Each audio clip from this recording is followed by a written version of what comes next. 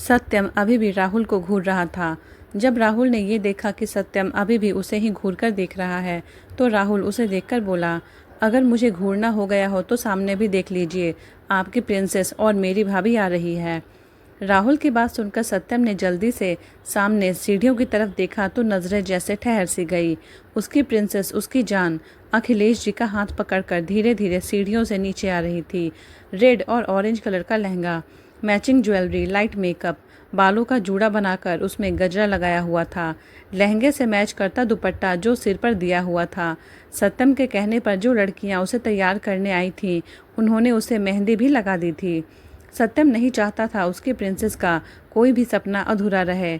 सत्यम को नव्या इस समय आसमान से उतरी हुई परी लग रही थी, जो सिर्फ उसके लिए ही ज़मीन पर आई हो। अखिलेश जी नव्या को लेकर मंडप की तरफ आते हैं तो सत्यम अपनी जगह से खड़ा होकर खुद नव्या को मंडप तक लेने के लिए चला जाता है। सत्यम उसके सामने जाकर खड़ा हो जाता है और अपना हाथ उसके सामने कर देता है। नव्या अपनी बड़ी बड़ी काजल से सनी आंखें टिमटिमाते हुए पहले उसके हाथ की तरफ देखती है, फिर सत्यम के चेहरे को। सत्यम एक मुस्कान के साथ एकटक उसे ही देख रहा था। नव्या फिर अखिलेश जी को देखती है तो अखिलेश जी पलके झपकाकर हाँ कर देते हैं। उनकी सहमति पाकर नव्या अपना हाथ सत्यम के हाथ पर रख देती है। सत्यम ने नव्या का हाथ पकड़ा और उसे लेकर मंडप में आ गया। इस शादी में बस अविनाश जी, अखिलेश जी, राहुल और पंडित जी ही थे। सत्यम नव्या को लेकर मंडप में आया तो पंडित जी के कहने पर राहुल एक प्लेट में मालाएं ले आया। सत्यम ने एक माला नव्या के गले में पहनाई तो नव्या ने भी दूसरी माला सत्यम के गले में पहना दी। नव्या की खुशी उसके चेहरे पर पता चल रही थी। उसे खुश देखकर सत्यम भी बहुत खुश था। फिर सत्यम और नव्या वहां रखे पाटकों पर बैठ गए। पंडित जी ने मंत्र पढ़ने शुरू किए। राहुल ने उन दोनों का गठबंधन किया और अखिलेश जी ने नव्या का कन्यादान किया और उसका हाथ सत्यम के हाथ में दे दिया। इस टाइम उनकी आंखें नम थीं। वो आज नव्या के माता पिता को बहुत याद कर रहे थे। तभी पंडित जी बोले, फेरों के लिए खड़े हो जाइए। उनकी बात सुनकर सत्यम तो खड़ा हो गया, पर नव्या लहंगे की वजह से खड़ी नहीं हो पा रही थी। सत्यम उसकी तरफ देख रहा था। नव्या ने सत्यम की तरफ देखकर क्यूट सा फेस बनाया तो सत्यम मुस्कुरा उठा। सत्यम ने झुककर उसे अपनी गोद में उठा लिया और फेरे लेने लगा।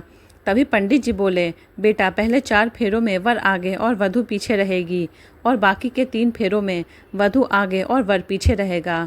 उनकी बात सुनकर सत्यम ने एक नज़र नव्या को देखा जो मासूमियत से उसे ही देख रही थी।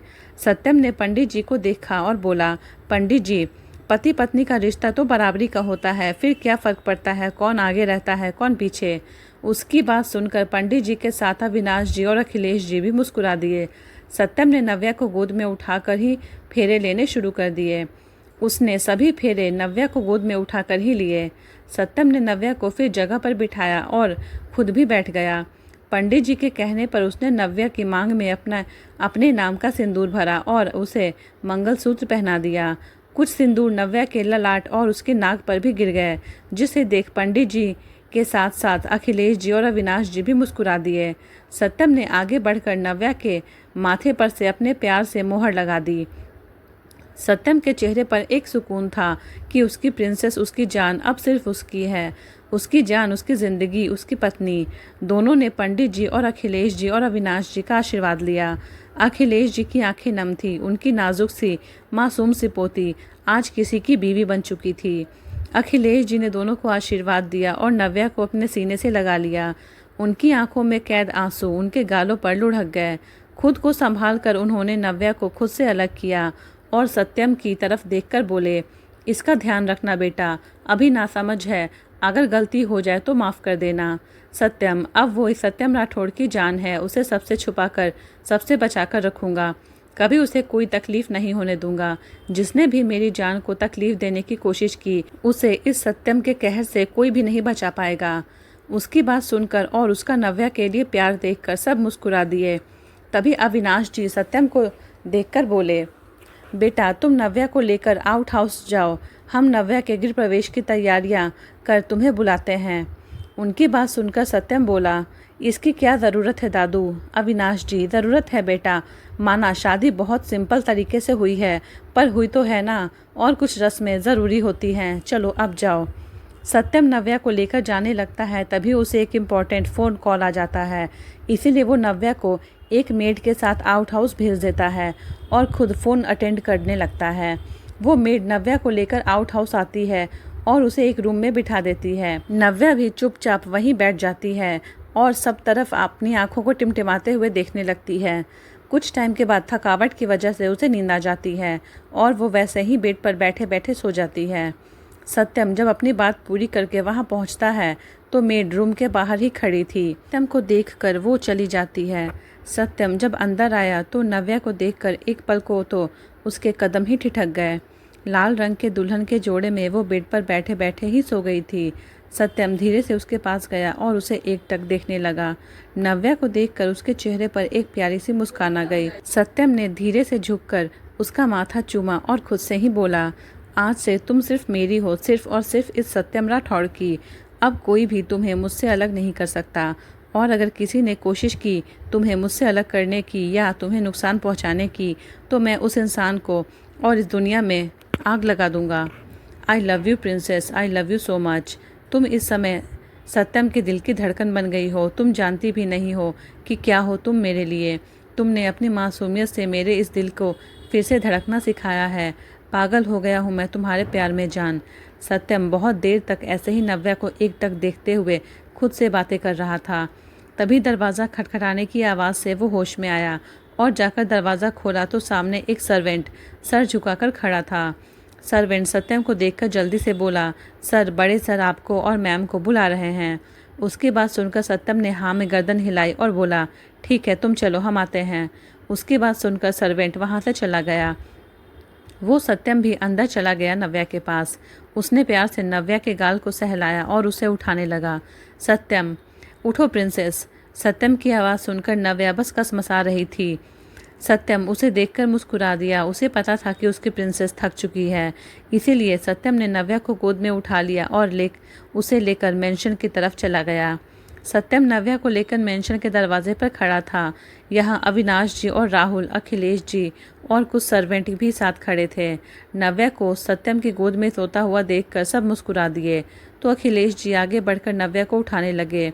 कुछ टाइम की मशक्क़त के बाद आखिरकार नव्या उठी गई।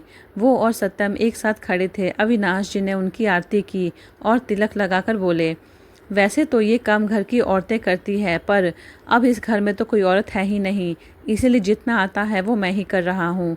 उनकी बात सुनकर सब मुस्कुरा दिए। आरती के बाद अविनाश जी के कहने पर एक सर्वेंट ने चावलों से भरा हुआ कलश दरवाजे पर रखा तो अविनाश जी ने नव्या को देखकर बोले, नव्या बेटा, इस कलश को सीधे पैर से अंदर की तरफ गिरा दो। उनकी बात सुनकर नव्या ने एक नज़र उन्हें देखकर सत्यम को देखा तो सत्यम ने पलकें झपका दी। नव्या ने सीधे पैर से कलश को अंदर की तरफ गिरा दिया। उसके बाद आलते की प्रात में कदम रखकर नव्या अंदर की तरफ बढ़ गई। एक सर्वेंट ने उनके पैरों के आगे एक सफ़ेद कपड़ा बिछा दिया था। उस कपड़े पर नव्या के पैरों की खूबसूरत सी छाप आ गई थी। सत्यम नव्या का हाथ पकड़कर चल रहा था ताकि उसकी प्रिंसेस गिर न जाए। उसके बाद सत्यम ने झुककर नव्या को गोद में उठा लिया और लेकर अपने कमरे की ओर बढ़ गया और जाते जाते बोला, मेरी प्रिंसेस थक गई है, अब उसे आराम की ज़रूरत है, कोई उसे डिस्टर्ब नहीं करेगा और आप लोग भी जाकर रेस्ट करो अब। उसकी हरकत पर सब उसे आंखें फाड़े और मुंह खोले देखते रह गए। सत्यम नव्या को लेकर अपने रूम में चला गया। सबने उसके जाने के बाद सिर हिलाया और वो भी रेस्ट करने चले गए। अखिलेश जी भी आज यहीं रुकने वाले थे। वो तो जाना चाहते थे पर अविनाश जी ने उन्हें रोक लिया था।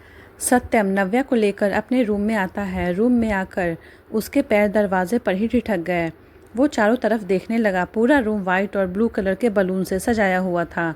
पूरा फ्लोर रोज़ पेटल से भरा हुआ था। बिस्तर पर भी रोज़ पेटल से हार्ट बनाया हुआ था और बेड के चारों तरफ वाइट कर्टन्स लगे हुए थे। पूरे रूम में हल्की रोशनी के साथ सेंट कैंडल्स जल रही थी। पूरा माहौल बहुत ही रोमांटिक था। सत्यम ने पूरे रूम को देखा और उसे ये समझते देर नहीं लगी कि ये काम उसके भाई कम असिस्टेंट राहुल का है। सत्यम ने नव्या को देखा जो टुकुर टुकुर पूरे रूम को देख रही थी। अचानक उसके चेहरे पर एक चमक आ गई और वो सत्यम की गोद में से उतरने के लिए कसमसाने लगी। सत्यम ने उसे नीचे उतारा तो वो चारों तरफ घूम घूम कर देखने लगी। रूम को देखते हुए उसके चेहरे पर चमक आ गई और वो बोली, वाओ सत्या, ये कितना अच्छा लग रहा है ना। सत्यम उसे देखकर मुस्कुरा दिया। मध्य सी रोशनी में दुल्हन के लिबास में वो खड़ी आसमान से उतरी हुई कोई परी लग रही थी। सत्यम ने उसका हाथ पकड़कर अपनी तरफ खींच लिया। नव्या उसके सीने से आग लगी। उसने अपना चेहरा ऊपर उठाकर सत्यम की तरफ देखा, जो अपनी इंटेंस नज़रों से उसे ही देख रहा था। पता नहीं क्या था उसकी नज़रों में, जो नव्या की नज़रें उसमें उलझ कर रह गई। दोनों एकटक एक दूसरे को ही देख रहे थे। नव्या को अपनी तरफ ऐसे देखते देख सत्यम मुस्कुरा दिया और झुककर शिद्दत से उसका माथा चूम लिया। उसके एहसास से नव्या की आंखें बंद हो गई। सत्यम ने उसकी बंद पलकों को देखा तो एक एक कर उसकी दोनों आंखों को चूम लिया। नव्या को बहुत अजीब सा एहसास हो रहा था, जो वो समझ नहीं पा रही थी, पर उसे सत्यम का छूना अच्छा लग रहा था। सत्यम के हर टच के साथ वो सिहर रही थी और उसकी पकड़ सत्यम की शेरवानी पर कस रही थी। सत्यम ने उसकी आंखों को चूम कर उसके दोनों गालों को चूम लिया। सत्यम ने धीरे से नव्या के दुपट्टे को उसके सिर से हटा दिया। उसने नव्या की तरफ देखा, जो आंखें बंद किए खड़ी थी। उसकी सांसें तेज चल रही थी। उसे ऐसे देखकर सत्यम मुस्कुरा दिया। उसने झुककर नव्या को अपनी गोद में उठाया और लाकर बेड पर बहुत ही आराम से बिठा दिया, जैसे वो कोई कांच की गुड़िया हो। बेड पर बिठाकर सत्यम उससे अलग हुआ तो नव्या जल्दी से बेड से नीचे उतर गई और सत्यम ने उसे बेड से नीचे उतरते देखा तो बोला, क्या हुआ प्रिंसेस, तुम उठ क्यों गई? नव्या ने उसकी तरफ देखा और मासूम सा चेहरा बनाकर बोली, सत्या, हम यहाँ कैसे हो सकते हैं? मतलब हम यहाँ सोएंगे तो ये डेकोरेशन ख़राब हो जाएगा ना। हमारी शादी के लिए कितना अच्छा डेकोरेशन किया गया है, हम उसे ख़राब थोड़ी ना करेंगे। नव्या की मासूमियत भरी बातें सुनकर सत्यम को समझ नहीं आ रहा था कि वो क्या बोले। उसे कुछ ना बोलता देख नव्या फिर से बोली, बोलो ना सत्या, हम कहाँ सोएंगे? उसकी बात सुनकर सत्यम बोला, हम यहीं सोएंगे।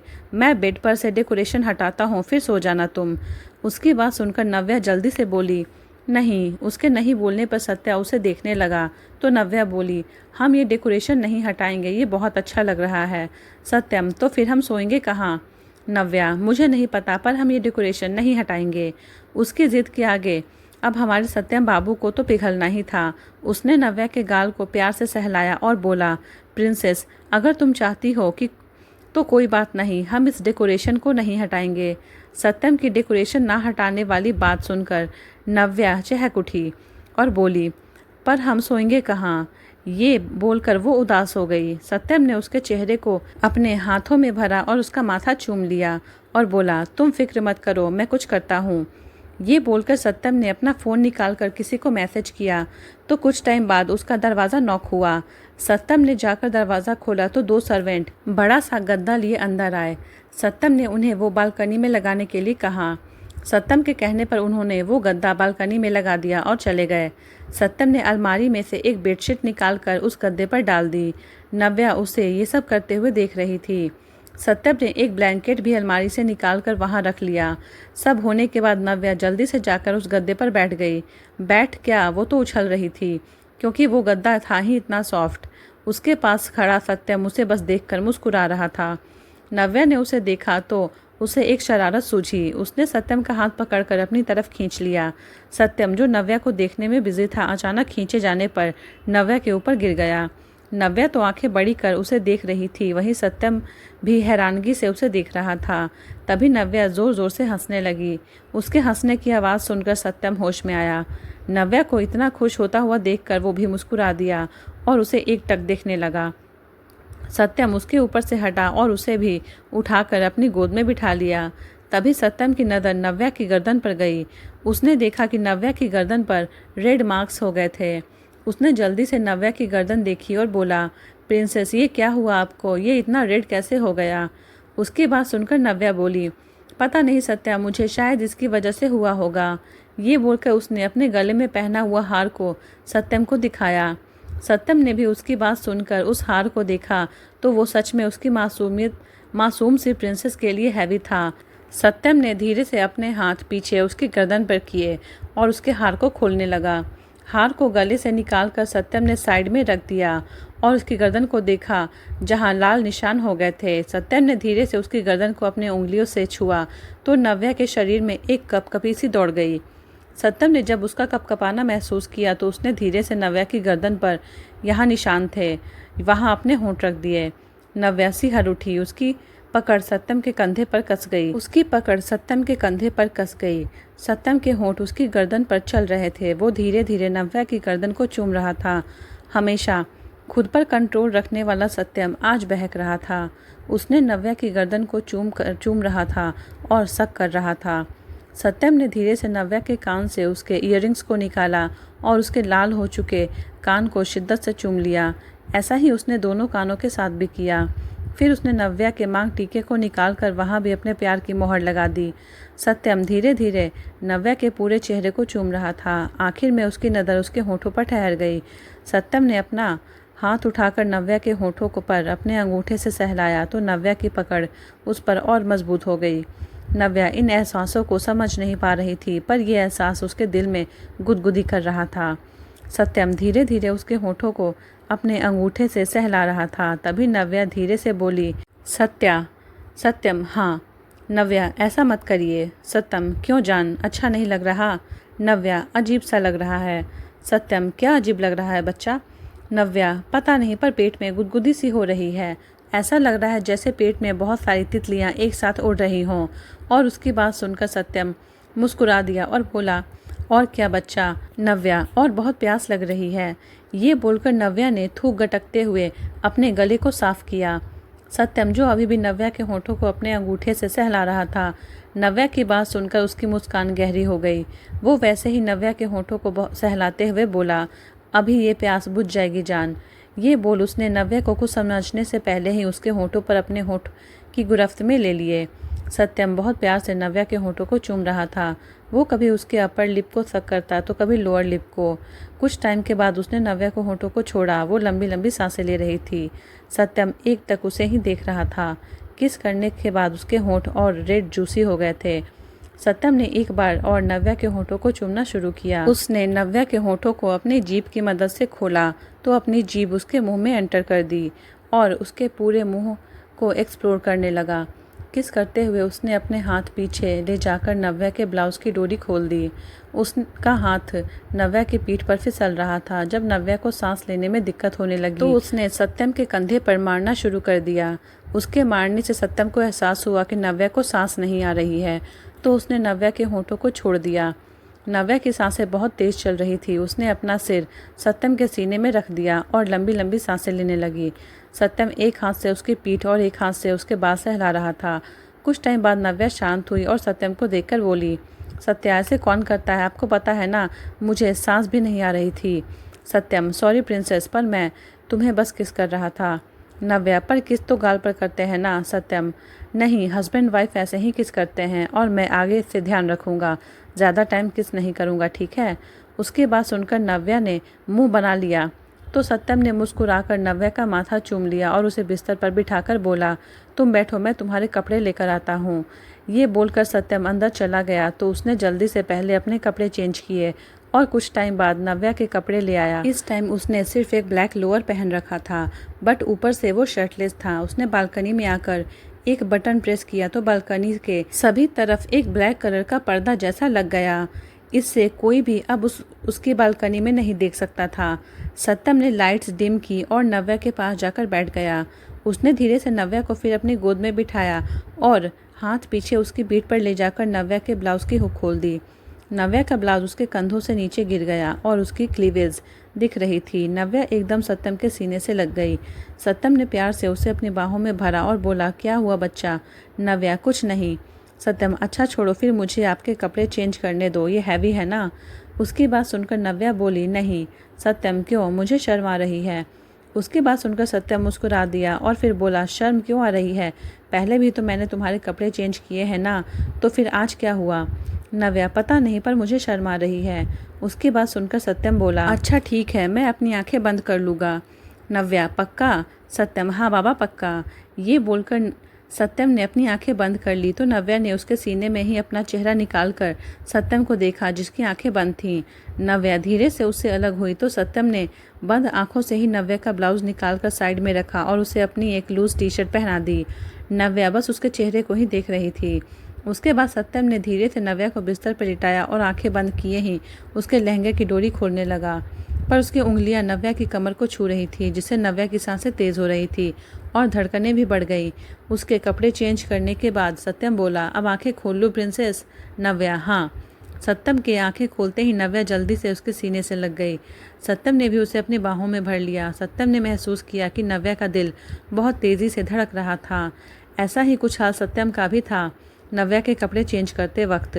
सत्यम ने नव्या के बालों को चूमा और बोला, क्या हुआ प्रिंसेस? नव्या, कुछ नहीं, बस बहुत अजीब सा लग रहा है आज। सत्यम, वो क्यों? नव्या, पता नहीं सत्यम, पर मुझे पता है। उसकी बात सुनकर नव्या उसे देखने लगी, जैसे पूछ रही हो कि अगर पता है तो मुझे भी बताओ। उसका सवाल समझकर सत्यम ने उसका चेहरा हाथों में भरा और बोला, सत्यम, अजीब इसीलिए लग रहा है क्योंकि अब हम हस्बैंड वाइफ हैं और पहली पहली बार हस्बैंड वाइफ में ऐसा होना नॉर्मल है। तुम धीरे धीरे सब समझ जाओगी। नव्या को ज़्यादा तो कुछ समझ में नहीं आ रहा था, पर उसने धीरे से हाँ में गर्दन हिला दी, पर फिर मासूम सा चेहरा बनाकर बोली, सत्या, मुझे भूख लगी है, मैंने दोपहर से कुछ भी नहीं खाया है। उसकी बात सुनकर सत्यम को अब खुद पर गुस्सा आ रहा था। उसने ये ध्यान क्यों नहीं दिया कि उसकी प्रिंसेस, उसकी जान को कितना टाइम से भूखा रहना पड़ा है। सत्यम ने उसका चेहरा अपने हाथों में भरा और बोला, तुम 2 मिनट रुको, मैं खाना मंगवाता हूँ।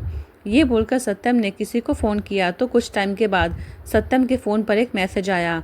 मैसेज देखकर अंदर रूम में गया तो दरवाज़ा खोला तो एक सर्वेंट खाने की ट्रॉली लिए अंदर आ गया। एक प्लेट में खाना सर्व कर उसने टेबल पर रखा और फिर बालकनी में ले जाकर नव्या को अपनी गोद में उठाकर अंदर ले आया।